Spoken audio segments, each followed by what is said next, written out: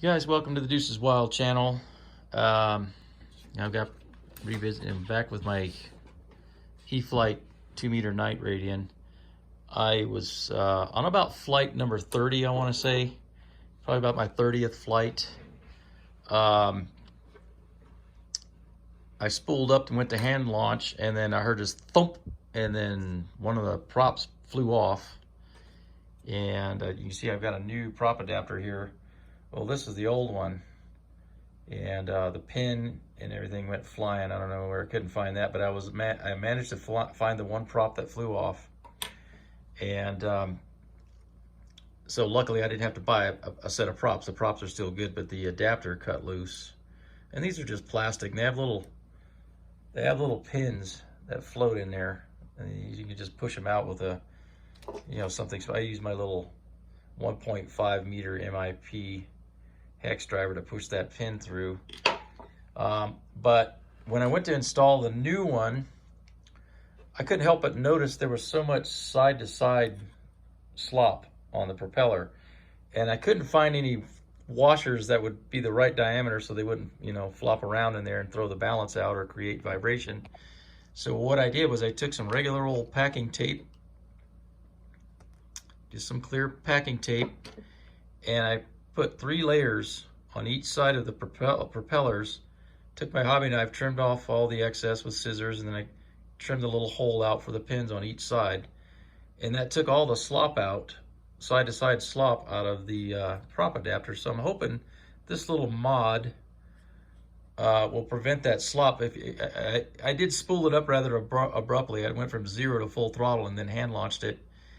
And as soon as I did that, one of the props flew off. So I'm thinking that because there was a lot of side-to-side slop, it may have caused it to fail after, 30 flights or so, and probably more hand launches than that. But just wanted to share this little tip with you guys. If you got the Night Radian, you can take that slop out if you don't have washers and just using tape alone. I did 3 layers of clear packing tape on each side, and that took like 90% of the slop out. You don't want it too tight. You want them to be able to fold back easy, but taking a lot of that slop out, I think, will help make this live longer. So just a little something you might want to give it a try. And I'll let you guys know after another 30 or 40 flights if it's still holding up with this mod. I did go ahead and buy an extra backup one in case I might need it, in case that happens again. But hopefully this one will hold up, and we'll see how it stands the test of time and use. Thanks for tuning in. But before I sign out, guys, one more quick little thing I want to show you that I just picked up at my local hobby store while I was out getting a new prop adapter for my Radian. I got myself a 600 millimeter Eflite Ultrix, guys.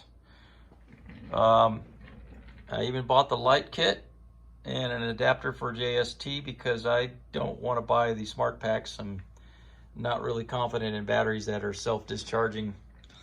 But yeah, I did pick up a couple of these guys for it. The Venom 800 mil. I know it calls for 850, but I think I'll be fine with the 800 millimeter 3-cell packs. And yeah, so stay tuned for some fun with this bad boy. I still have to unbox it and put it together and all that stuff, but I wanted just to touch base on the Night Radian. And I have been getting into night flying lately, and it's so much fun. And if you haven't tried night flying yet, I highly recommend it if you feel confident enough to do so. But anyway, I just want to share a little tip, or maybe it can help other guys out there with the Eflite Night Radian. This is the new updated latest version with the AR631 receiver, and it's not a full range receiver.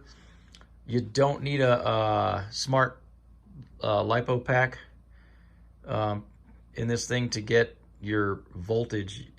You can just auto configure in your radio, and then you can activate the voice in your auto fig. When you go to telemetry, you click on auto fig, it'll give you the voltage through your smart ESC, if you bought the bind and fly version like I did, it'll give you the voltage through your ESC no matter what pack you run, and it'll tell you.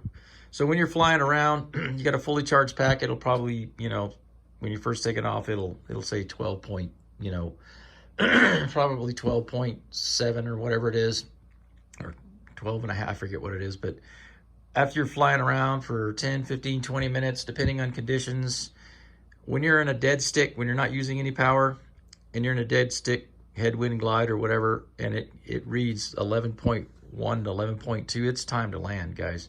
Your battery will probably be somewhere between 3.78 to 3.8 a cell. If it says 11 point ESC voltage 11.4, you're right about 383 to 385. That's still a good time to land too. But the beauty of this is if you have the updated one, the bind and fly version, they, unlike the flight test one before, this AR631T, they did not disable the unused channels like they did on the AR636 that came in the flight test one. So I had some guys ask me like, hey, you know, do I need to program the receiver? You don't. You do not have to do that to get your telemetry feedback.